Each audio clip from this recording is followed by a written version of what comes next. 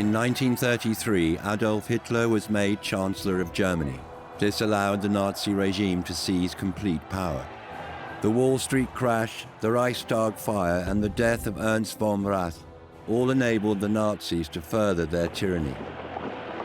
German military rearmament was prioritized, and in 1935, the Wehrmacht saw its reincarnation following the disarmament after World War I.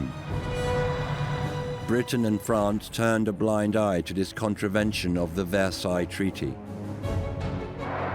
The German people were excited by the prospect of the country becoming great again. Exploiting all aspects of the media, Joseph Goebbels masterminded the slick propaganda which was fed to the population. Goebbels' great insight was that the best propaganda is disguised as something else. It's carried on the back of entertainment. Coupled with this, the violent persecution of all those opposed to the regime became progressively worse. A strong, powerful street presence, uniformed marching men and boys, and a lot of them. The repetitive power of violent, brutal street theatre when it came to dealing with opposition. Terror played a very important part in the dictatorship throughout its entire length. No political dissent would be tolerated. The Nazi Party delivered on their promise of higher employment, and although the German nation was not oblivious to the violence and persecution, they allowed it to continue in the hope that Hitler would restore their pride. The only real long-term aims were to stay in power, win back territory for Germany, and to win back respect for Germany. I knew there was a lot of unrest, but I didn't think it would blossom into all-out war. The Second World War would see the height of Nazi popularity, but it would also be their ultimate downfall. His idea is to refight the First World War, but on a better basis. His aim very early on is to conquer Eastern Europe. Once it became clear that victory was not going to be easy, then a great many German people realized that this had been a gamble and that they'd lost. He maintained his faith because it was a matter of will. He'd come to believe that he was a Messiah blessed by providence. He just believed that there was something of the divine about him.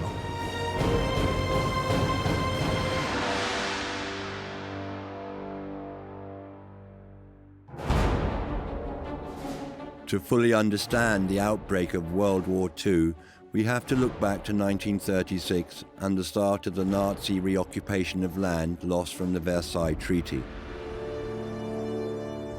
One of the fundamental principles of the Treaty of Versailles had been national self-determination. Every nation should have its state. So the Habsburg monarchy being broken up, the Austrians, Hungarians, the Czechs, Yugoslavs, they got their own. Why should this be denied to the Germans?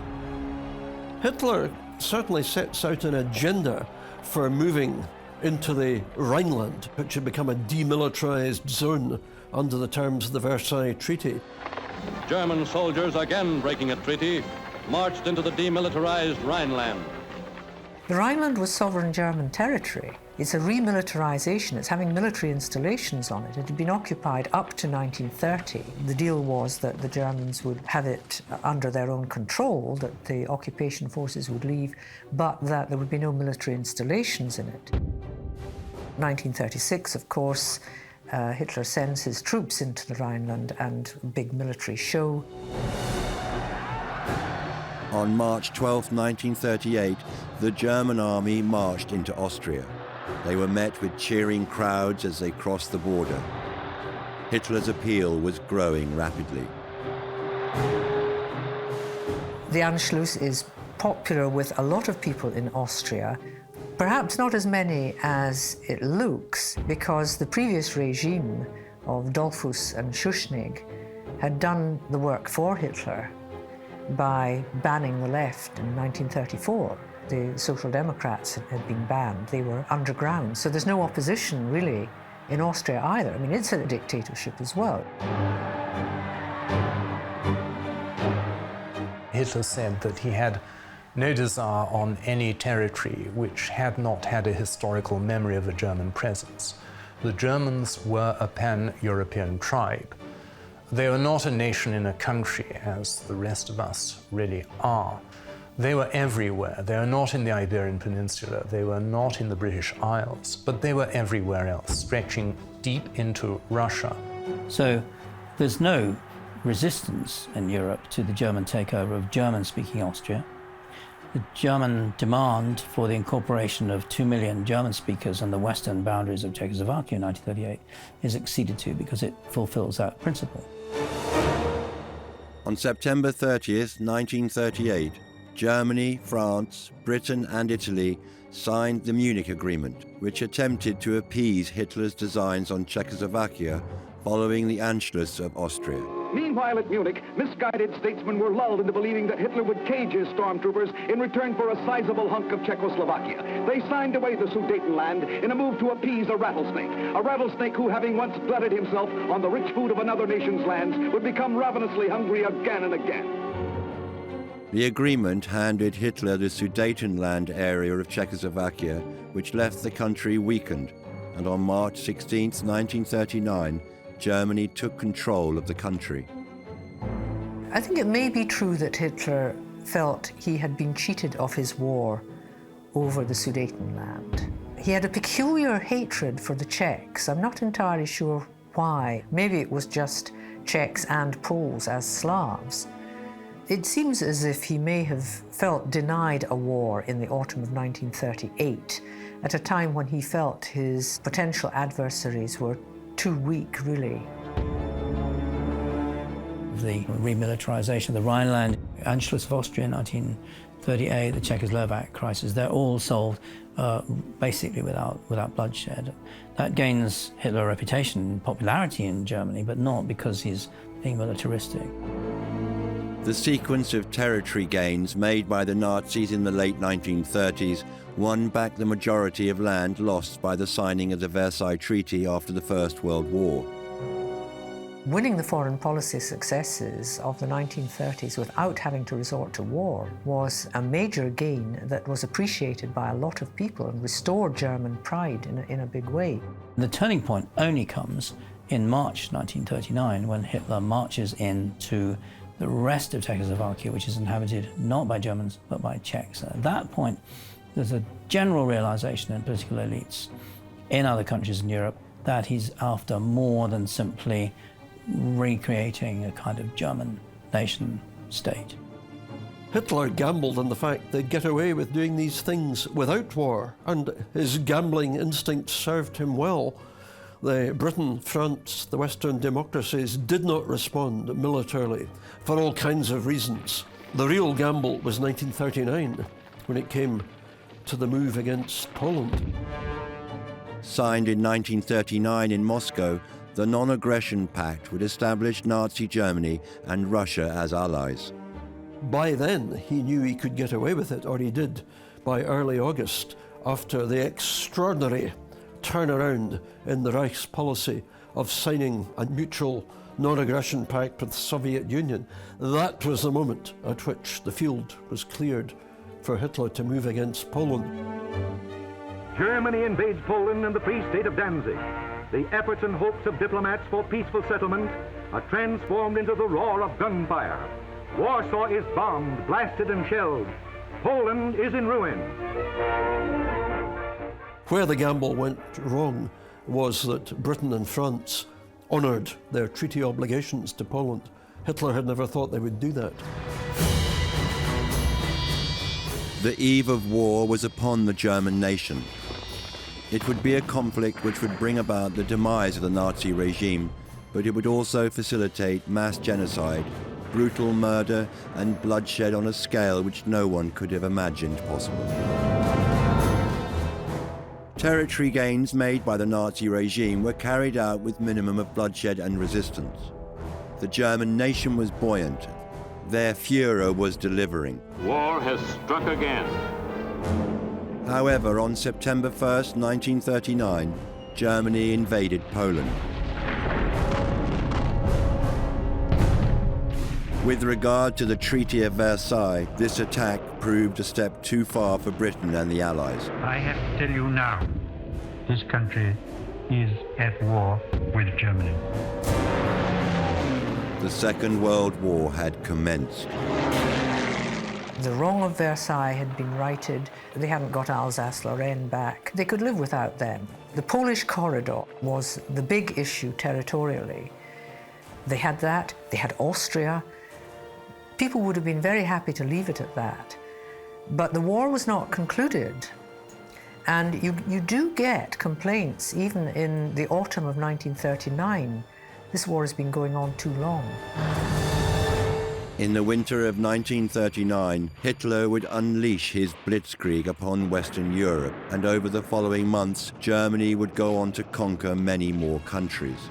One victory after another, the fall of France, the fall of Belgium, the fall of Holland, the fall of Norway. All of this is a kind of ecstasy.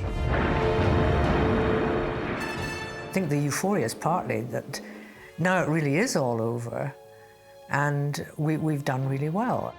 People were pretty pleased with that, and Hitler, it had been done under his leadership, so he got a lot of credit for that. The prophet is what he says he is. He is real. He is an earthly god by this stage. And of course, the trouble is he begins to believe his own mythology. Very rapid conquest with relatively little bloodshed, not much loss on the German side, very short war. All of this was treated with huge enthusiasm by the German people, partly because they then thought the war would come to an end. That was certainly enough for the overwhelming majority of Germans. I think that all those crowds you see in the newsreels waving flags and screaming, it's all true. I mean, they couldn't believe it, that in a few weeks they defeated an enemy they couldn't defeat in 4 years of grueling war. Hitler was one of the few people in Germany who welcomed another war. He wasn't scared. The First World War had made him somebody. But for other Germans, 2 million German men had been killed during the First World War, and an awful lot had been wounded. You just had to look at the maimed ex-servicemen on the streets. So it was a terrible prospect for an awful lot of people. In a drive as speedy as that to the Channel, Nazi units pushed southward and rapidly outflanked the famous French Maginot Line. Following the French surrender, Hitler arranged for the armistice between Germany and France to be signed in the same train carriage in the same location which 22 years previously had been used for the signing of the armistice of 1918. Reaching the English Channel in May 1940 and outmaneuvering the British, causing the retreat to Dunkirk, the German army looked to be the far superior aggressor. Britain was on the brink of seeking terms with Germany, but Winston Churchill argued that nations which went down fighting rose again, but those which surrendered tamely were finished. Hitler gave a rather empty speech offering peace terms which weren't very specified to Britain. And when Churchill rejected them, there was universal outrage and incomprehension in Germany. Churchill knew that a peace with Germany at that point would mean German control over Britain would get greater and greater. He would probably be ousted. Fascists like Mosley would become the prime minister. That it would be, in effect, a surrender in stages. He was quite right to reject this very vague peace offer. But an interesting aspect of this is his view of Churchill, whom he respected as a fellow artist. And for a long time, his plan for Churchill in the event of German victory was to just leave him in a country house where he could paint and not string him up like all the others or put him in a concentration camp. Trying to bomb Britain into submission over the winter of 1940-1941 was a huge miscalculation. They did not have the offensive air power to do it. Hello, America. This is Edward Murrow speaking from London.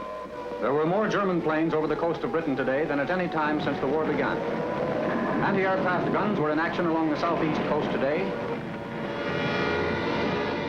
Fought in the air, the Battle of Britain would start on July 10th and would finish on October 31st, 1940.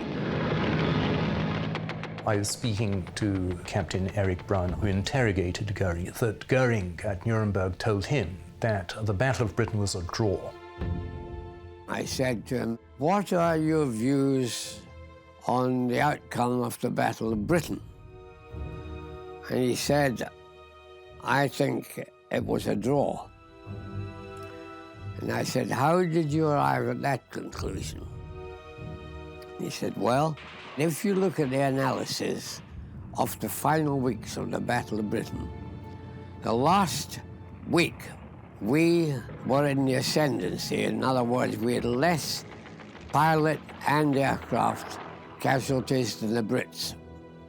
Now, if you look at the analysis, this is perfectly true. Although the British had claimed victory, Hitler's popularity within Germany was still strong. The Nazi commanders were all firmly behind Hitler. However, on May 10, 1940, one would take action which would signal fractures within the regime. Hitler retained his charismatic control over the second rank of Nazi leaders, Goering, Goebbels, and so on. During the war, Hess was the only exception because he was really eased out of the central decision-making circles of Nazism and thought he'd try and get back in a rather muddle-headed way. One of the great mysteries of World War II, there is some speculation as to whether Hitler in fact authorized it, because if we take Hitler as actually wanting a negotiated peace with Britain, not a conquest, it would actually make sense.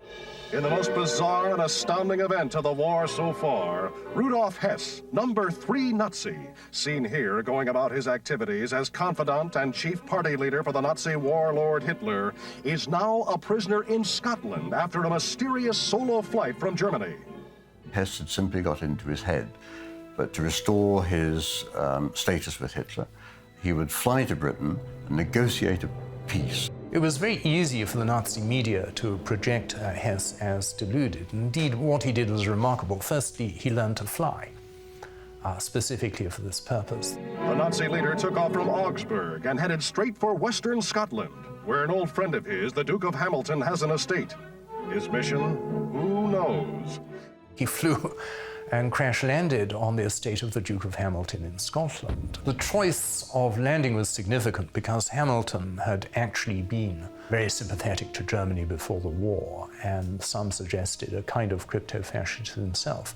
But by this stage, he's very anxious to clean up his act. So he delivers Hess straight to the authorities. Hitler was furious because, of course, he didn't know about it. Furious, particularly because it was just before the invasion of the Soviet Union. As Goebbels and the Nazi propaganda machine were covering themselves from the Hess debacle, Hitler was implementing the start of another battle. Led by arrogance and self-belief, he would soon embark on the largest invasion in the history of warfare. The attack would stretch along a 3,000-kilometer front and would send 4 million soldiers into Soviet territory.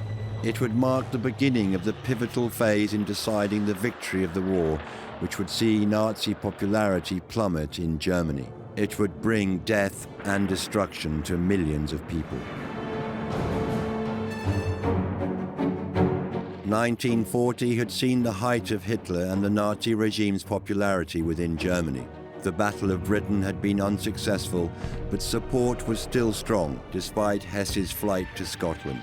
What would come next, however, would be a battle led by prejudice and vanity on the part of Hitler. His own self-belief convinced him to march on Moscow and conquer Russia, the very campaign that Charles XII and Napoleon had failed to achieve. In a sudden coup, Germany's military might has been thrown against her former ally, Russia, in a gigantic attack by land as well as by air, along a 2,000-mile front from the Arctic to the Black Sea. At first, he was lucky. His self-confidence paid off. Took the Rhineland and walked into Austria. All that built up his self-confidence, not only with the people, but with himself. And this was the dangerous thing. There were two reasons why Hitler attacked the Soviet Union.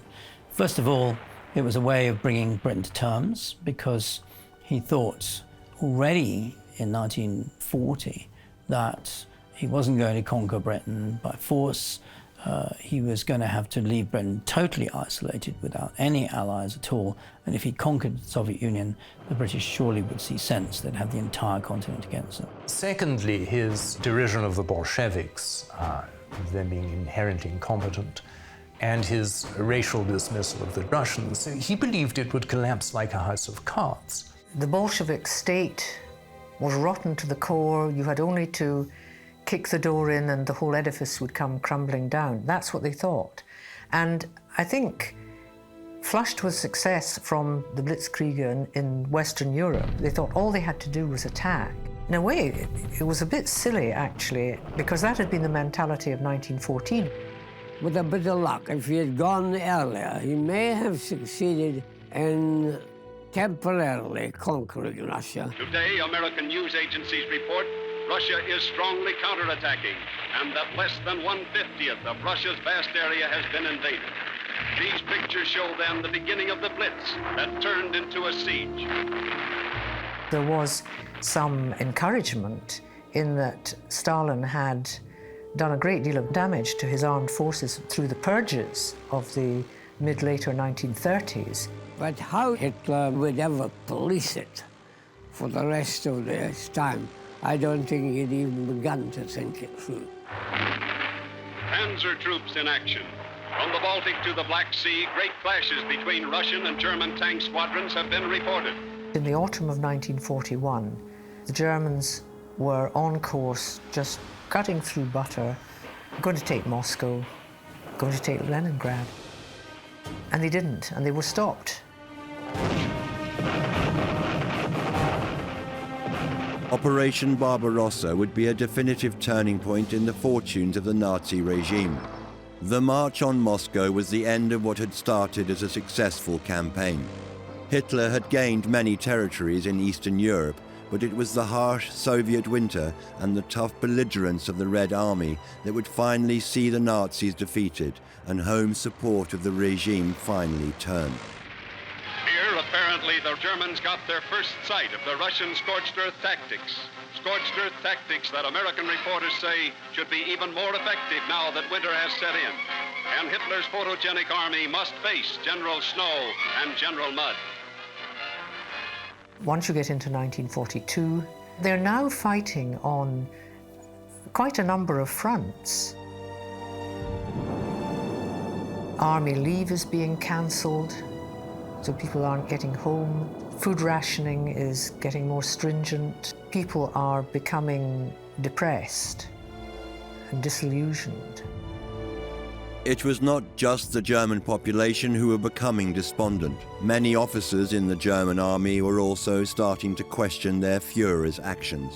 Throughout the war, there were attempts to assassinate Hitler, many of them orchestrated by anti-Hitler generals and soldiers, but none of them manage it. All the former Social Democrats and Communists, I say a third of the electorate in the last free election in 1932, they had effectively been brought in line, their resistance movements, mostly distributing leaflets and kind of keep the flame going, as it were, they'd all been suppressed by the Gestapo. It was very difficult to resist in the Third Reich because denunciation was widespread. If somebody overheard you or got a clue that you were doing X, Y, and Z, then they would go down to Gestapo headquarters and turn you in.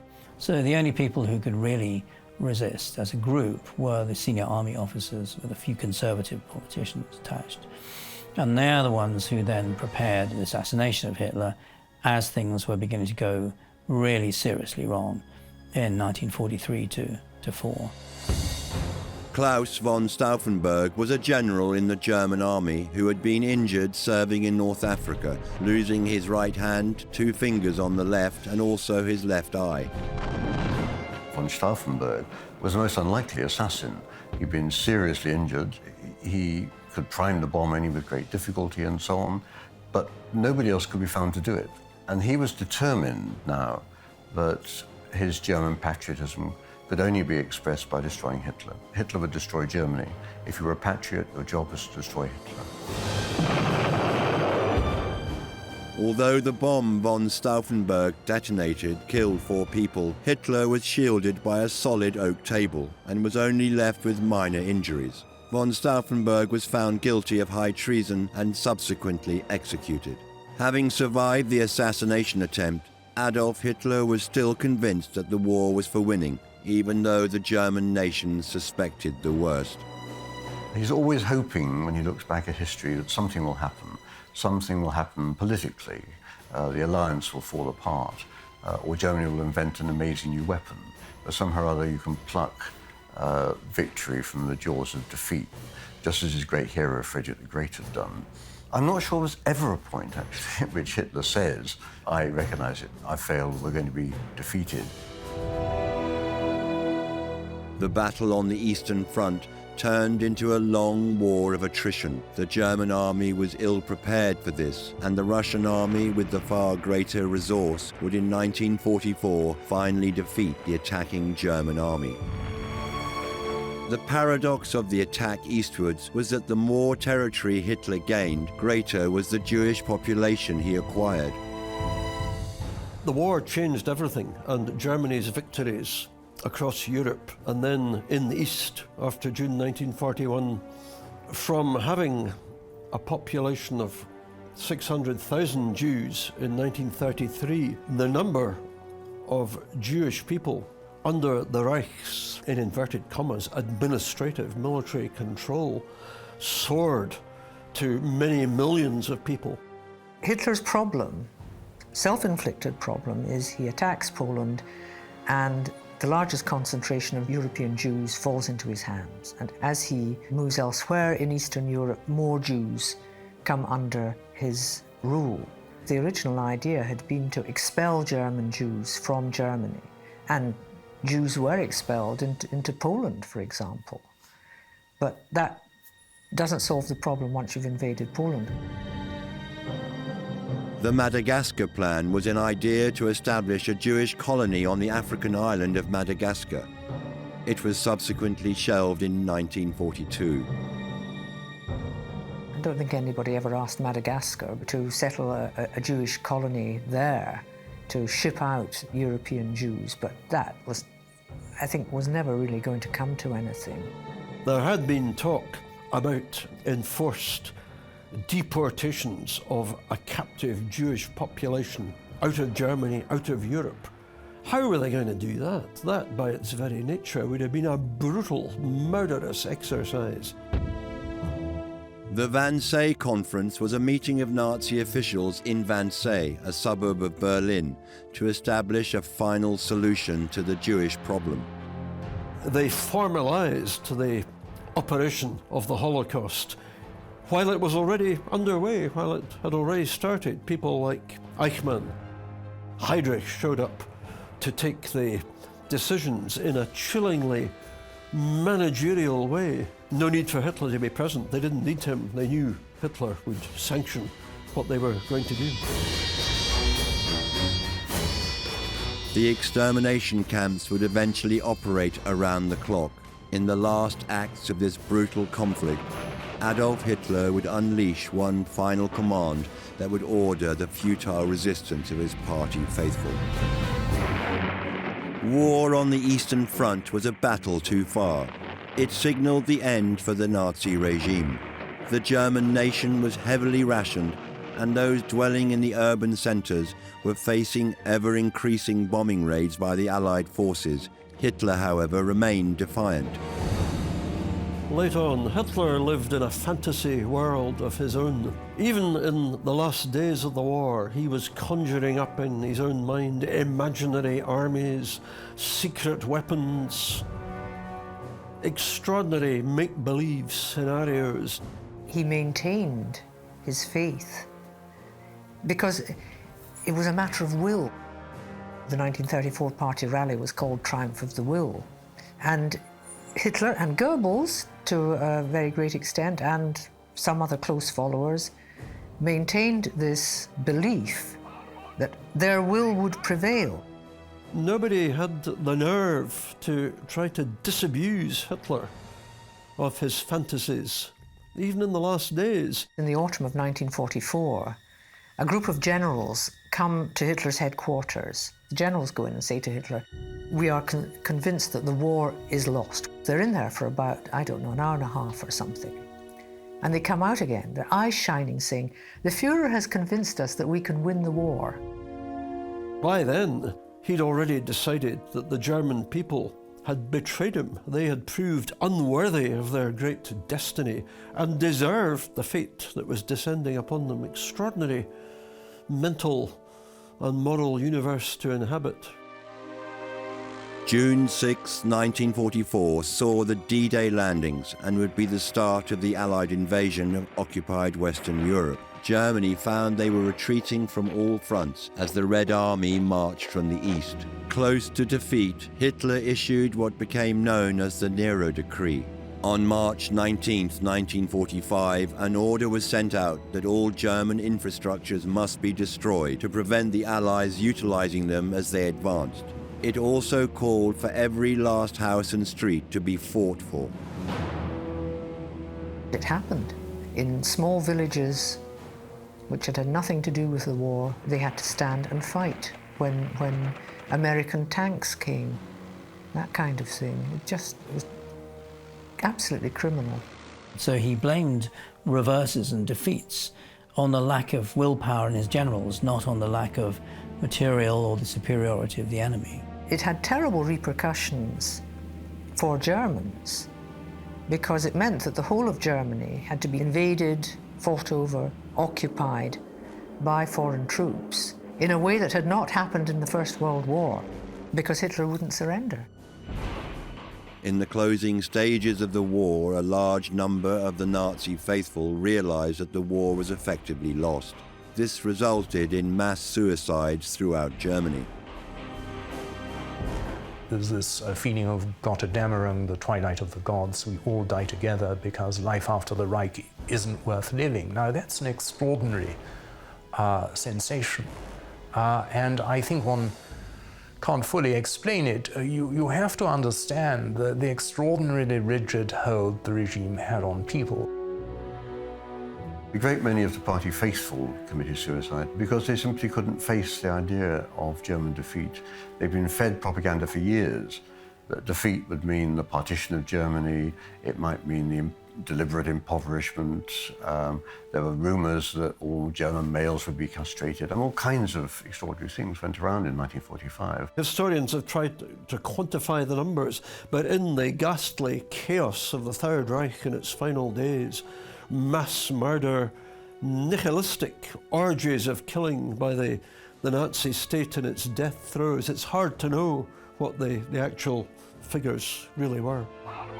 Knowing that the Soviets were advancing swiftly towards his bunker, Hitler gave his last will and testament, making Joseph Goebbels as Reich Chancellor and naming no one as his successor as Führer. The next day, April 30th, 1945, Hitler shot himself. Two of Hitler's immediate circle, Joseph Goebbels and Martin Bormann, remained loyal to him right to the end. They stayed in the bunker in Berlin. For Goebbels, there was nowhere else to go. He felt that if the Third Reich collapsed, if Hitler was killed, that was it. Everything was over. An extraordinary sense of apocalypse seemed to overtake them, and they felt that that was the only course of action open to them. On May 1st, Joseph Goebbels and his wife Magda committed suicide, but before doing so, killed their 6 children by drugging them and then poisoning them with cyanide. Both Himmler and Goering would commit suicide as well, but this was not before they were interrogated by the Allies. Captain Erich Braun, posted to Germany to look for jet wind tunnels, was tasked with the job of identifying Himmler and was able to interrogate Goering. Himmler was arrested near the Danish border with false papers. The warrant officer phoned headquarters at Lüneburg and said, "We've picked up somebody who we think might be Himmler. Could you come up and identify him? You said when you saw Himmler in civil life, that he used to walk with a slightly peculiar gait. And could you come up and try and identify this guy? So I went up to Barnstedt. As soon as I walked in, I knew it was Himmler. I mean, even without making him walk. Absolute coward.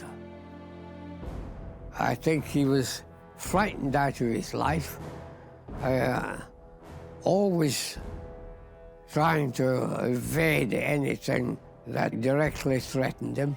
Accompanied by these two SS men, Heinrich Himmler, most hated man in Europe, was captured by British troops outside this town. Concealed in Himmler's mouth was a tiny vial of deadly poison. While being examined, he swallowed it.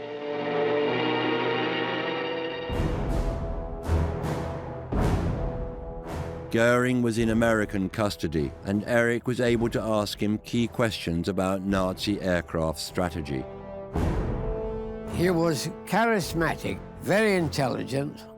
He came out of World War I with great honor, had a huge reputation in Germany, a good man who went very wrong.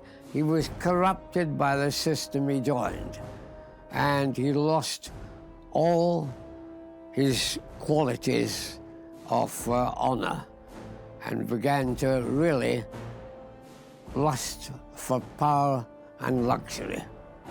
And that, of course, was his total downfall. At Lüneburg, Germany, before a British military court, the greatest mass murder trial in history. These Nazis were guards at notorious Belsen concentration camp, where 4 million prisoners died. The end of the war signaled the beginning of peace for many across Europe and the rest of the world. There was a tangible sense of relief in the air, but as occupied land was liberated, the full horror of the Nazi regime was revealed. Erich Braun was part of the liberation of Bergen-Belsen. Piles of dead bodies, piles of walking dead, really. Just a horror story. Now Belsen, the human slaughterhouse where numberless victims were once burned to death, is itself put to the torch. Nearby, Nazi women guards are lined up for questioning. He wanted me to interrogate the camp commandant, who was called Josef Kramer, and the lady camp commandant, Irma Grace. Kramer's chief sadist was Irma Grace, in curls, whose name struck terror into the hearts of Belsen's inmates. She's the worst human being I've ever met. Cruelty was her trade. There was nothing too cruel for this woman to do. When it came to interrogating her, I asked her if she had her time over again, would she do all this? She refused to answer. After about 4 or 5 times like this, she suddenly leapt to her feet and gave the Nazi salute, shouted Heil Hitler, sat down and refused to talk. But we executed the lot. You can hardly defend yourself when outside the window there's a pile of bodies as high as the ceiling in a pit. Newsreel films of the atrocities at Belsen shocked the world. Even death for Kramer and his gang cannot avenge the crimes of the beasts of Belsen. What started as Hitler's strong anti-Semitic beliefs in the wake of World War I ended as what we now know as the Holocaust. 6 million Jews were murdered, along with tens of thousands of gypsies, homosexuals, communists, mentally ill, and the physically disabled. In the aftermath of the war, the Allied forces would soon stake their own territorial claims, which would leave the conquered nation divided. Germany in 1945 was an extraordinary mess. 60% of its urban area had been obliterated from the air. Germany was occupied by the Allied powers, the Soviet Union, the French, British and Americans, very heavy military occupation. It was economically impoverished. It was difficult to see, in fact, in 1945, where Germany was going to go, how Germans were going to survive. widespread hunger, even starvation in places. There were all kinds of measures to stop any recrudescence of Nazism. Nazi laws are revoked. There's a re-education effort of trying to educate Germans in the evils of Nazism. But in a sense, that's all less important than the fact that Nazism had brought, in the end, nothing but death and destruction. After the war, the nation of Germany would be split in two. To the east, the Soviet-occupied area became the German Democratic Republic. The area to the west, which Britain, France and the US occupied, became the Federal Republic of Germany. This division was most notably illustrated in Berlin. The Berlin Wall was erected in 1961 and would be a chilling visual reminder of a nation divided.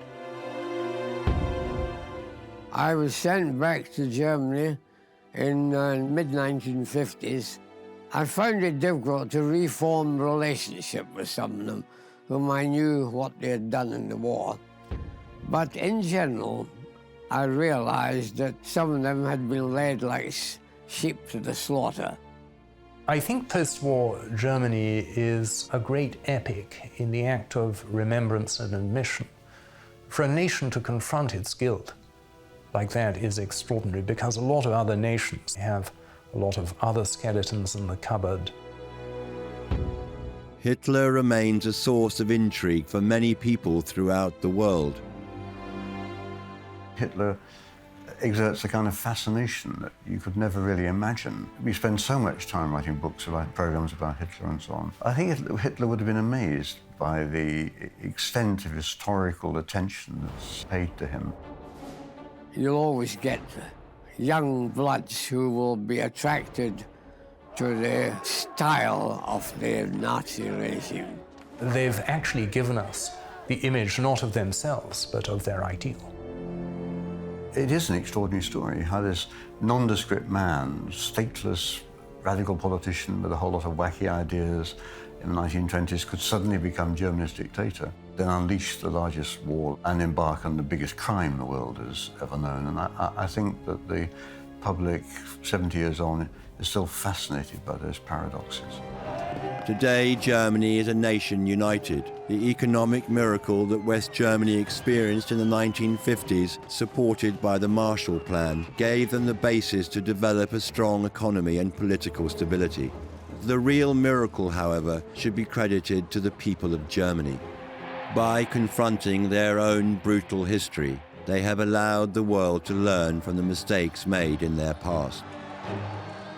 Although persecution, hatred and war are still a global problem, Germany has sanctioned its history to be used as the marker of a cruelty which should never again be repeated.